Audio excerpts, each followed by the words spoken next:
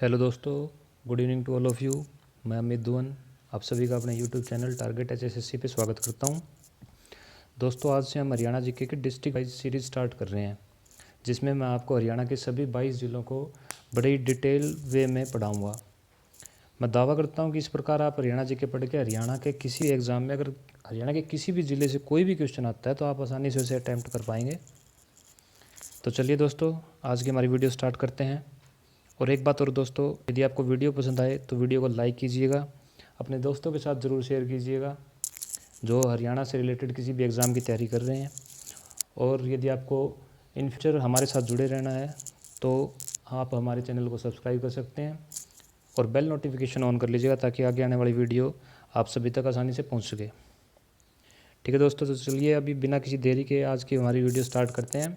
आज का हमारा टॉपिक रहेगा सिरसा।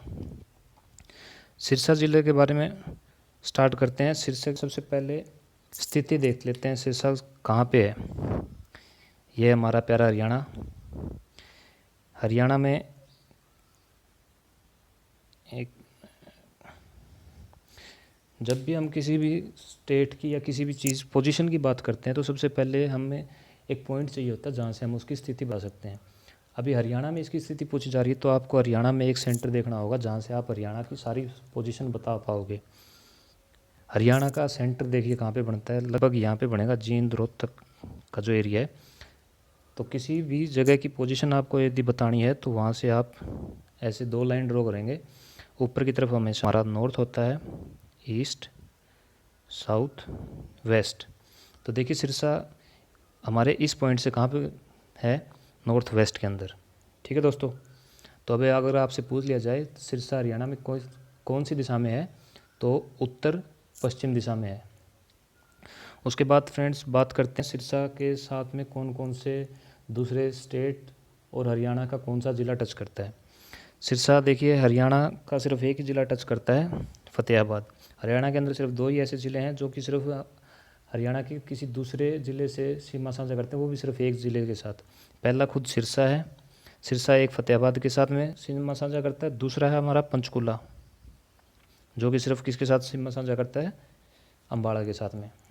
ठीक है दोस्तों, आगे बात करते हैं दूसरे राज्यों के कौन कौन से ज़िलों के साथ में सिरसा की सीमा लगती है। सबसे पहले बात करते हैं राजस्थान की। राजस्थान का ये जो हिस्सा है, ये हिस्सा राजस्थान के साथ सीमा साझा करता है। यहाँ पे है राजस्थान का हनुमानगढ़ ज़िला। ठीक है, ऊपर ये जो हिस्सा है, ये हिस्सा ये पंजाब के साथ सीमा साझा करता है। पंजाब के कितने ज़िलों के साथ सिरसा जिला सीमा साझा करता है, तो 3 ज़िले हैं। नंबर 1 मुक्तसर, नंबर 2 पे बठिंडा, नंबर 3 के ऊपर है दोस्तों मानसा। ठीक है, आगे चलते हैं, बात करते हैं सिरसा के उपनामों के बारे में। सिरसा को अन्य किन किन नामों से पुकारा जाता है।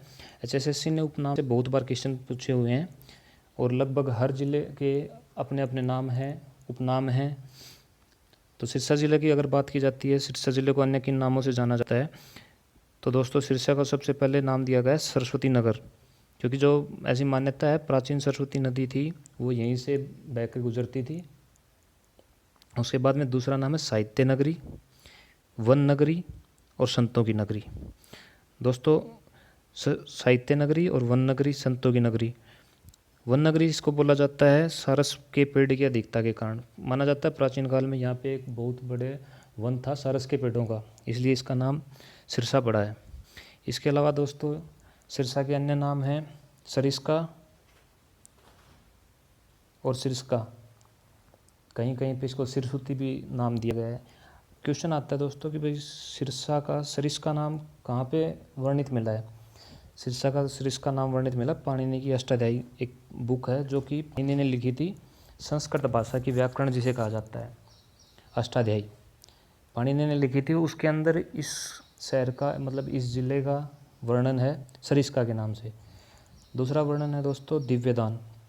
दिव्यदान क्या है, दिव्यदान एक बौद्ध साहित्य ग्रंथ है, उसके अंदर भी सिरसा का वर्णन है। इसके अलावा महाभारत के अंदर भी सिरसा का वर्णन है।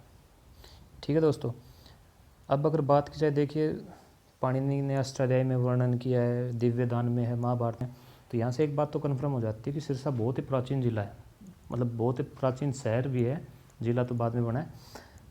बहुत ही पुराना शहर है। इतिहास की अगर बात करें हम, तो ऐसे माना जाता है कि सिरसा को एक सारस नाम के राजा होते थे, उन्होंने बसाया था, सारस नाम के राजा ने। और इसको बसाने का काम किया था 7वीं शताब्दी के अंदर। बुक्स के अंदर आपको कहीं कहीं पे मिलेगा 1357, मोस्टली बुक्स के अंदर आपको यही दिखाया गया है, 1357 के अंदर सिरसा को बसाया गया था। लेकिन आप एक बात देखिए, महाभारत टाइम पे ही सिरसा का वर्णन है, पाणिनि ने अपनी बुक के अंदर वर्णन किया हुआ। तो क्या सिरसा सिर्फ 1357 में ही बसा था? और जो HSSC या फिर हरियाणा की ऑफिशियल साइट है, उनके ऊपर भी 7वीं शताब्दी की बात की गई है। अगर आपको ऑप्शन के अंदर 1357 मिलता है तो आप 1357 के साथ जा सकते हैं, लेकिन सबसे ऑथेंटिक आंसर रहेगा 7वीं शताब्दी। ठीक है दोस्तों। उसके बाद बात करते हैं सिरसा ज़िला कब बना है। दोस्तों सिरसा ज़िला बना है 26 अगस्त 1975 को।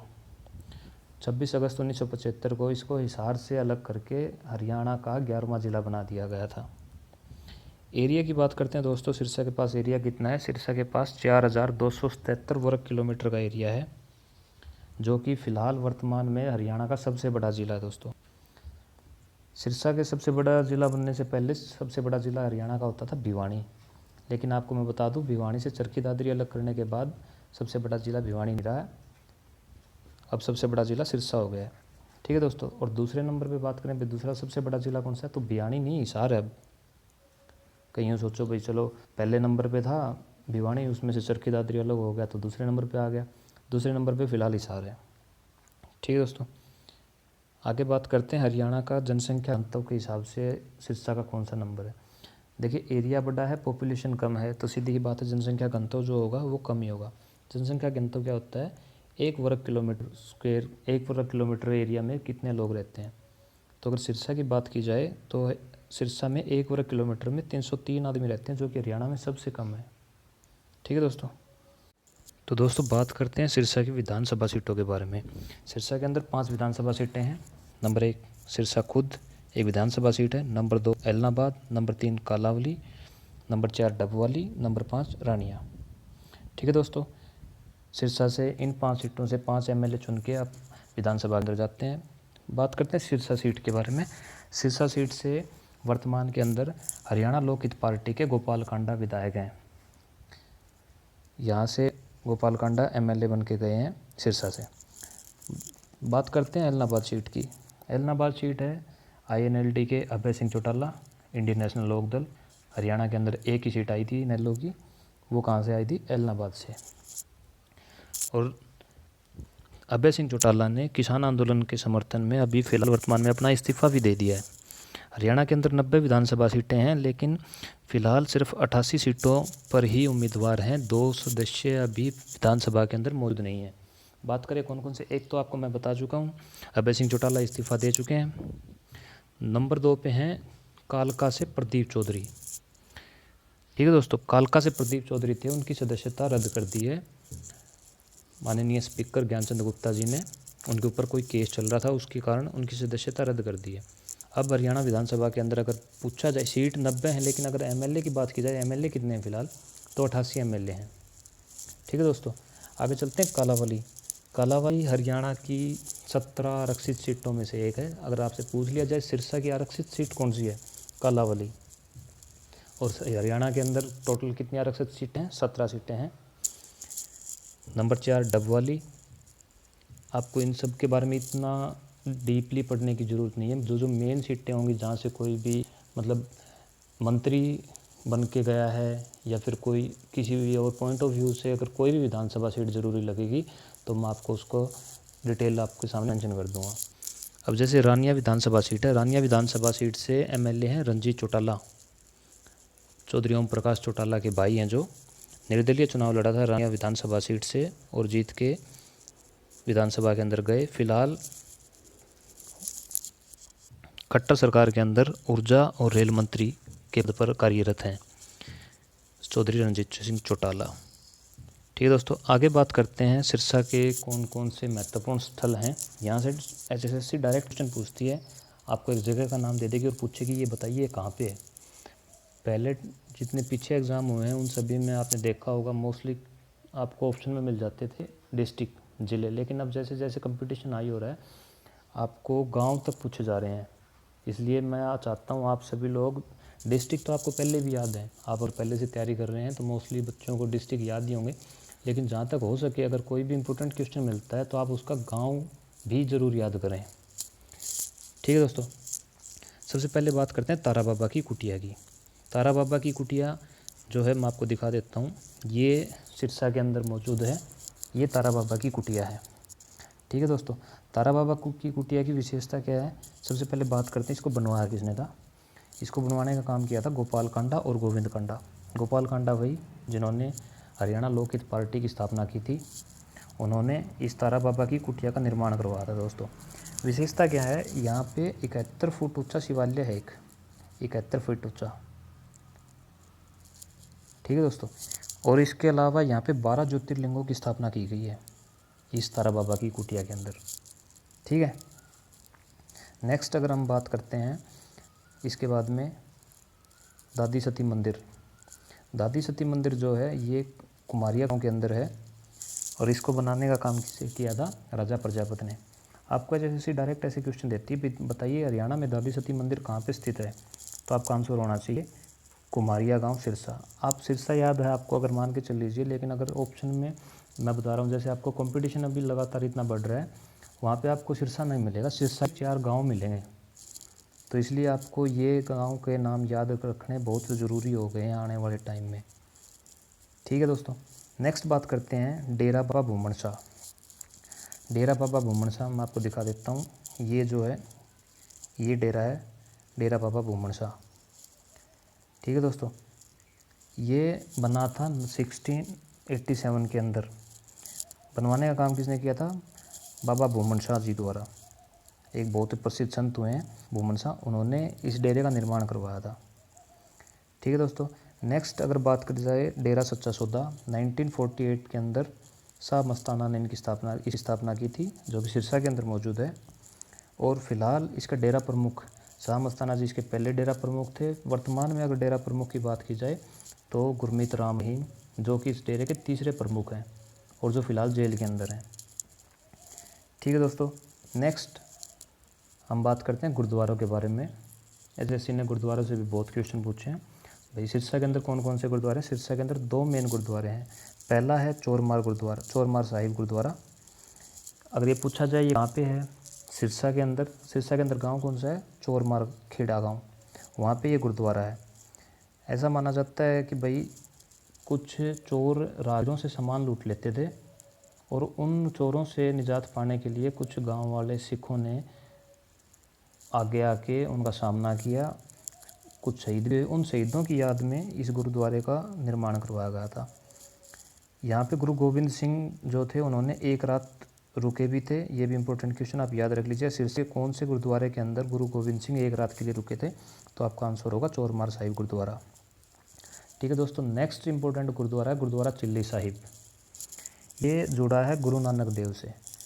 गुरु नानक, ऐसा माना जाता है कि गुरु नानक देव सिंह ने यहाँ पे 40 दिन तक चिल्ला किया था। चिल्ला का मतलब होता है दोस्तों तपस्या की थी। पुराने समय में लोग बताते हैं कि यहाँ पे 3 मुस्लिम संत आए थे, तो उन्होंने क्या किया, गुरु नानक देव जी को बोला कि आपको है ना 40 दिन तक भूखा रहना है, आपको सिर्फ एक अन्न का दाना दिया जाएगा और पानी दिया जाएगा, आपको सिर्फ वो एक अन्न का दाना खाना है और वो पानी पीना है, 40 दिन तक आपको ऐसे ही रहना होगा।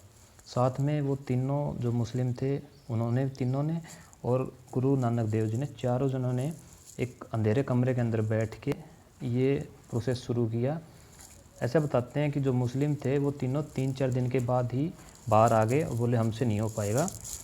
और बताते हैं दोस्तों गुरु नानक देव ने 40 दिन तक वो जो एक अन्न का दाना खाना होता था, जो पानी पीना होता था, वो भी नहीं पिया, निर्जले और बिना कुछ खाए 40 दिन तक गुरु नानक देव वहाँ पे रहे। ठीक है दोस्तों, इसलिए इस गुरुद्वारे को गुरुद्वारा चिल्ला साहिब बोला जाता है, क्योंकि यहाँ पे गुरु नानक देव ने क्या किया था, तपस्या की थी 40 दिन तक। ठीक है फ्रेंड्स, आगे हम बात करते हैं सिरसा के अंदर कौन कौन से प्रमुख शहर हैं, कौन से कस्बे हैं, कौन से गांव हैं जहाँ से एचएसएससी क्वेश्चन पूछ भी सकती है, पूछे हुए भी हैं। वैसे तो देखिए दोस्तों हरियाणा के अंदर बहुत सारे गांव हैं, लेकिन आपको सारे गांव याद नहीं करने, कुछ गिनती के गांव हैं जो HSSC के एग्ज़ाम के पॉइंट से इम्पोर्टेंट भी हैं। तो जितने हो सकेंगे मैं आपको प्रोवाइड करवाऊँगा इम्पोर्टेंट गांव, जो कि यूँ लगे हाँ भाई क्वेश्चन बन सकता है यहाँ से। ठीक है, तो पहला बात करते हैं एलनाबाद। एलनाबाद जो कि सिरसा की एक विधानसभा सीट भी है। ठीक है दोस्तों, इसका प्राचीन नाम पूछ लिया जाता है। एलनाबाद का प्राचीन नाम क्या था? खड़ियाल नाम था इसका, याद रखिएगा दोस्तों। एलनाबाद का प्राचीन नाम खड़ियाल। बात करें दोस्तों, इसको बसाया किसने था, बनवाया किसने था? सिरसा के डीसी थे उपायुक्त JL ओलिवर, उन्होंने बसाया था इसको, एलनाबाद को। उनकी पत्नी का नाम था एलन, उन्हीं के नाम के ऊपर इन्होंने इस जगह का नाम एलनाबाद रख दिया था। दोस्तों, जो आपको पता भी होगा, हरियाणा की सबसे नीची ज़मीन है जो समुद्र के लेवल से 200 मीटर ऊंची है सिर्फ, वो जगह भी हमारी आपकी सिरसा के अंदर ही है, एलनाबाद के अंदर है वो जगह। जैसे मान लीजिए एलनाबाद में क्या होता था, बारिश आती थी तब पानी भर जाता था इस जगह पे, तो पूरा का पूरा कस्बा जो था वो डूब जाता था। इसलिए जो JL ओलिवर थे, एलनाबाद के डीसी, उन्होंने क्या किया कि भाई एक ऊंची ही जगह देख के भाई, ताकि बारिश के समय में नीची जगह थी वो तो सारी पानी भर जाती थी, तो इन्होंने क्या किया, एक ऊंची ही जगह देख के वहाँ पे एक शहर बसाया और उसका नाम रख दिया एलनाबाद। किसके नाम पे? अपनी पत्नी के नाम पे। ठीक है दोस्तों, एलनाबाद से इंपॉर्टेंट क्वेश्चन, इस प्राचीन नाम किसने बसाया? JL ओलिवर ने। किसके नाम पे? आप नाम तो याद हो ही जाएगा आपको, एलनाबाद। ठीक है दोस्तों, नेक्स्ट बात करते हैं डबवाली। डबवाली का नाम पड़ा है डाब की अधिकता के कारण।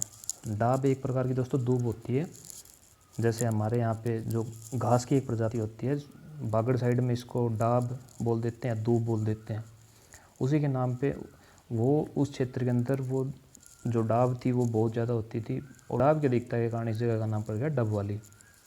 ठीक है दोस्तों, नेक्स्ट बात करते हैं रानिया। रानिया को किसने बसाया था? रानिया को गवर्नर हेमल भट्टी के वंशजों ने बसाया था। ठीक है दोस्तों, नेक्स्ट अब कुछ गांव हैं सिरसा के, एक दो जो जिनसे क्वेश्चन पूछे भी हैं। पहला गांव है नीलावली। अगर आपसे पूछ ली जाए हरियाणा का फर्स्ट कैशलेस गांव कौन सा है, तो वो आपका नीलावली है। सिरसा के अंदर ये गांव मौजूद है आपका। ठीक है दोस्तों, ये स्टैटिक जीके का पार्ट है। हरियाणा स्टैटिक जीके आपको कहीं नहीं मिलेगी, आपको खुद याद करनी पड़ेगी। ऐसे ही डिस्ट्रिक्ट के अंदर से भाई फर्स्ट कौन था, क्या था, कहाँ से कौन था, पहली महिला सत्याग्रही कौन थी, पहला कैशलेस गांव कौन सा था, पहला नंदघर कौन सा था, ये सभी क्वेश्चन आपको खुद तैयार करने होंगे। ठीक है, तो स्टैटिक जीके भी मैं आपके साथ के साथ में कवर करवा दूंगा। हरियाणा का पहला कैशलेस गांव नीलावली। ठीक है दोस्तों, नेक्स्ट हम बात करते हैं, ये मैं आपको बता देता हूँ, जो गुरुद्वारा था हमारा, गुरुद्वारा चिल्ला साहिब, और दूसरा गुरुद्वारा था गुरुद्वारा चोरमार साहिब। ये आपका गुरुद्वारा चोरमार साहिब है, चोरमार खेड़ा गांव के अंदर। ठीक है दोस्तों, और ये है गुरुद्वारा चिल्ला साहिब, देख लीजिए आप, जहाँ पे गुरु नानक देव ने 40 दिन का चिल्ला काटा था, मतलब तपस्या की। ठीक है दोस्तों, यहाँ तक होता है हमारा सिरसा का पहला पार्ट कंप्लीट। नेक्स्ट पार्ट में हम पढ़ेंगे सिरसा के महत्वपूर्ण मेले, खेल स्टेडियम, सिरसा के प्रसिद्ध व्यक्तित्व और सिरसा से पूछे गए इंपॉर्टेंट क्वेश्चन जो कि HSSC ने प्रीवियस ईयर में पूछे हैं। आशा करता हूँ आप सभी को वीडियो पसंद आई होगी। आपने अगर यहाँ तक वीडियो देखी है तो आप वीडियो को लाइक कीजिए। यदि आपका कोई सजेशन है तो आप नीचे कमेंट बॉक्स में भी लिख सकते हैं, और चैनल को सब्सक्राइब ज़रूर करें ताकि आने वाली वीडियो आपको आसानी से मिल सके। धन्यवाद दोस्तों।